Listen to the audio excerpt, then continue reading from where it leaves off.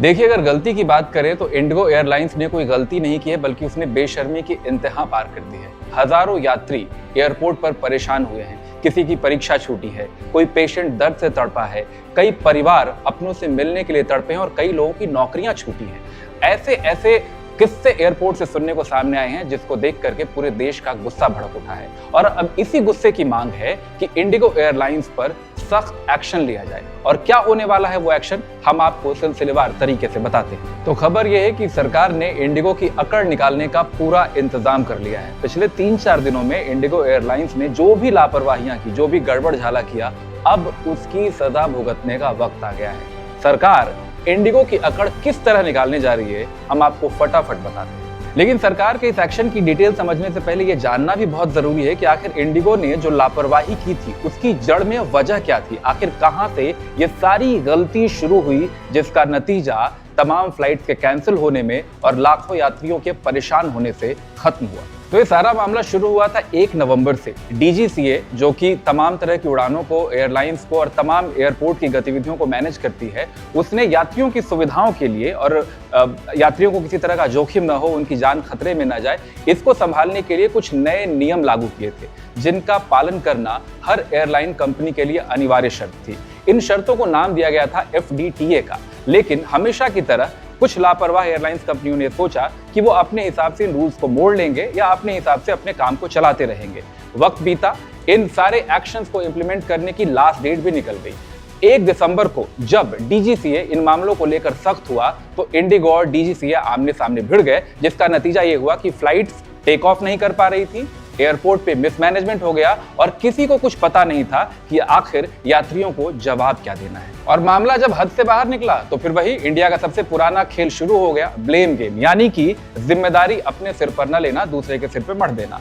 Indigo airlines बहुत लंबे वक्त तक ये सोचती रही कि वो नियमों का हवाला दे करके और नियमों में छूट की मांग करके स्थिति को अपने हिसाब से नियंत्रण में कर लेगी। लेकिन डीजीसीए और इंडिगो के सीधे टकराव से परेशानी में कोई अगर आया तो वो थे सिर्फ और सिर्फ यात्री। मामला बढ़ता जा रहा था, सरकार की परेशानियां भी बढ़ती जा रही थी और तब जाकर के डीजीसीए को ही आखिरकार इंडिगो के सामने घुटने टेकने पड़े। जी हां, घुटने टेकने पड़े, क्योंकि 10 फरवरी 2026 तक इंडिगो को उन कानूनों को, उन नियमों को पालन करने में थोड़ी ढील दे दी गई है, ताकि और यात्री परेशान न हो, फ्लाइट्स टेक ऑफ कर सके। लेकिन अब जाहिर है गलती हुई है, गुनाह हुआ है, और अगर गुनाह हुआ है तो अब उसकी सजा भी मिलेगी। तो क्या सजा मिलने वाली है और क्या कुछ कड़े एक्शन होने वाले इंडिगो पर, अब हम आपको उसके बारे में बताते हैं। Civil aviation minister Ram Mohan Naidu ने साफ कहा है कि इंडिगो पर जुर्माना लगेगा और निश्चित तौर पर लगेगा। जुर्माने की रकम क्या होगी ये तब तय होगा जब जांच कमेटी की पूरी रिपोर्ट आएगी और उस रिपोर्ट से पता चलेगा कि पिछले 3-4 दिनों में कितने करोड़ का नुकसान हुआ है। उसके हिसाब से ही जुर्माने की रकम भी तय की जाएगी।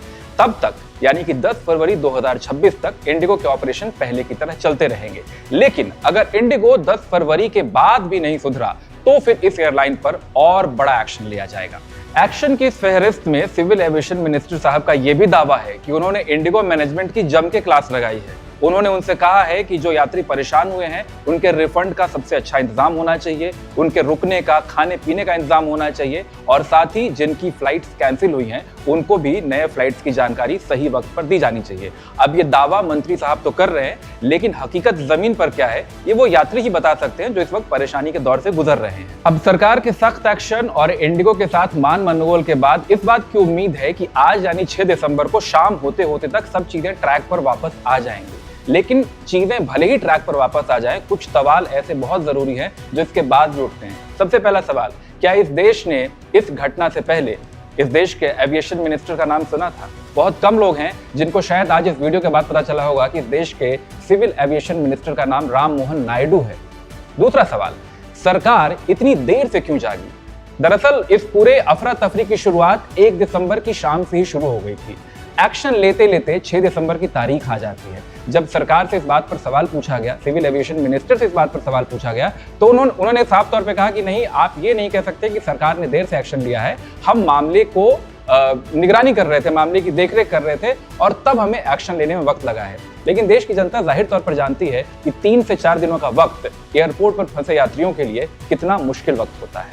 और तीसरा और सबसे इंपॉर्टेंट सवाल, आखिरकार सरकार को, डीजीसीए को इंडिगो के सामने झुकना पड़ा है। जो बात हमने आपको बताई, जो बातें सामने आ रही हैं, उससे साफ है कि इंडिगो वो कंपनी थी जो डीजीसीए के नियमों का पालन करने में चूक गई थी, लेकिन उसके बावजूद चीजों को ट्रैक पर लाने के लिए फिलहाल डीजीसीए ने ही अपने नियमों में ढील की है। तो जाहिर तौर पर सरकार को अपने घुटने इंडिगो जैसी एयरलाइंस के सामने टेकने पड़े हैं। ये अपने आप में एक बहुत बड़ा सवाल है कि आखिर ऐसी प्राइवेट कंपनियों की इतनी मनमर्जी क्यों चलती है कि बात यात्रियों की जान पे चली आए, लेकिन वो अपने नियमों को, सरकार के नियमों को मानने के लिए तैयार नहीं हो रहे हैं। साफ है कि सवाल कई हैं और जवाब लगभग ना के बराबर। आखिर जवाबदेही लेगा कौन? इंडिगो एयरलाइंस, वो तो जवाबदेही से पहले ही पीछे हट चुकी है। डीजीसीए या फिर सरकार, जिसकी आखिरी जिम्मेदारी और जवाबदेही बनती है। आप क्या सोचते हैं? आपकी नजर में जवाब देने का दायित्व किसका है? लोग जो परेशान हुए, उनके लिए सबसे ज्यादा जिम्मेदार कौन है? कमेंट सेक्शन में अपनी राय हमारे साथ शेयर जरूर कीजिए, क्योंकि ये है इंडी वॉइस, इंडिया की इंडिपेंडेंट वॉइस।